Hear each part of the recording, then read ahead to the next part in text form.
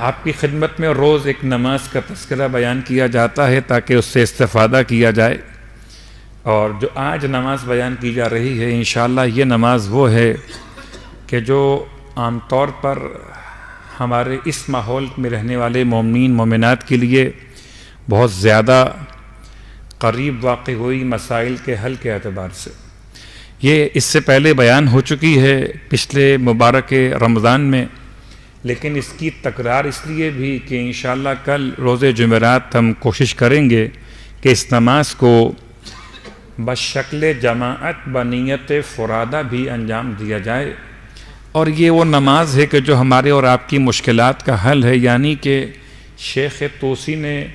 اس روایت کے اعتبار سے نماز کو نقل کیا امام جعفر صادق علیہ السلام کی بارگاہ میں۔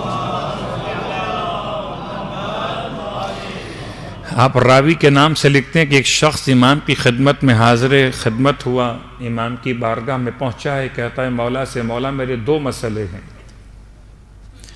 پہلا مسئلہ کہ مجھ پر قرض بہت شدید ہے۔ دیکھیے قرض کے دو مسئلے ہیں، یہ بات پھر یاد دلا دوں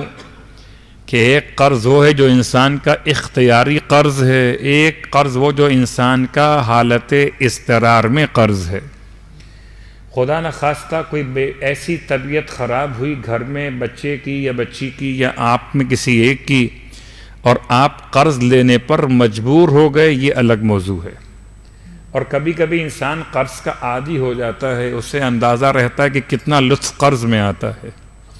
ایک قرض ختم نہیں ہو پاتا، ایک قرض اور لے لیتا ہے، چاہے پلاسٹک منی کی بات کی جائے۔ بڑے احتیاط سے جملے ادا کرتے ہوئے کہ بہرحال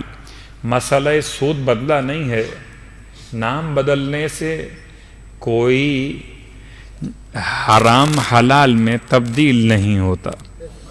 البتہ ہاں اگر مرجع وقت میں کوئی گنجائش فتوے میں بیان کی ہو تو الگ موضوع ہے، لیکن جو حرام محمد ہے وہ قیامت تک کے لیے حرام ہے، اور جو حلال محمد ہے وہ قیامت تک کے لیے حلال ہے۔ انسانیت کے باب میں جب ہم بات آگے بڑھائیں گے تو شاید یہ بات آج آ جائے کہ خود فراموشی کے اسباب میں ایک سبب یہ بھی کہ انسان غیر کو اصل قرار دیتا ہے، انسان غیر کو اصل قرار دیتا ہے۔ اس کے باب میں سود کی آیت آنے والی، صلوات پڑھے محمد و آل محمد۔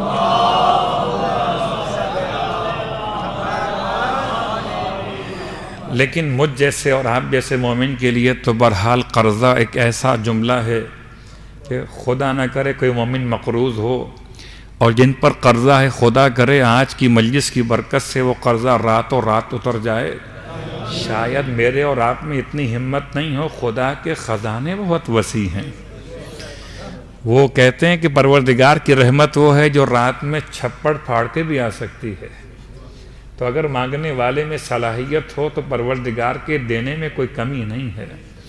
ہم مانگتے ہی اتنے تکلف سے لگتا ہے جیسے VIP بن گئے ہیں، نہیں مانگتے ہوئے تو آپ بالکل حقیر و ذلیل و